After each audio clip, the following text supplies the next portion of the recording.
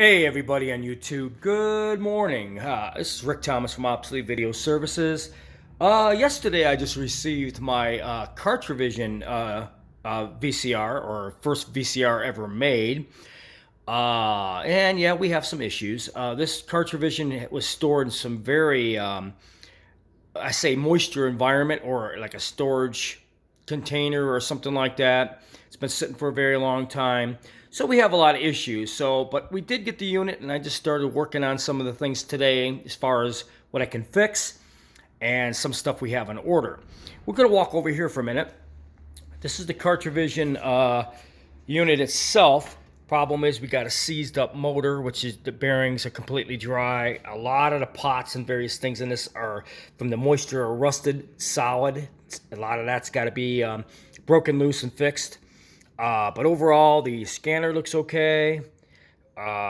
Just doing a preliminary on this thing. The gears in the back, everything is kind of really dried out, needs a new replacement belt.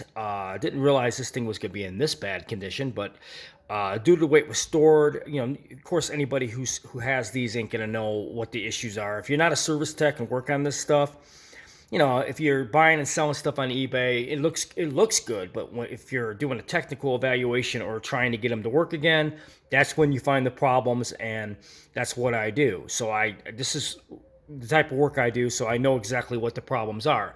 This thing has been sitting a very long time, so I have to get a replacement motor and some other things, some belts for the scanner. So while I'm waiting on some of that stuff I've been searching out, we're going to work on what's called the fish tank. Now, the fish tank is this. This is the unit that actually plays the video out, okay? The fish tank is a very unusual type of thing for this particular unit. It sits inside. It would sit behind the unit inside a big wooden case, what these things were designed to do. You got your servo, you got your record playback, you got your playback, you got your audio, and you got your demodulation. But what's unusual about this thing is it's got a dropout compensator built into it. That's this card right here, which is very, very cool. I was just checking out the electronics. I do not have a service manual to this thing. If you have one, anybody out there watching my video and you have a service manual to this thing, please contact me. I could sure use one. But this is the demodulation board. I'm sorry, the dropout compensating board. This actually is cool. You don't see these on a lot of vintage video equipment did not have these. These are awesome. Some of the later video equipment did have built-in dropout compensators built into them.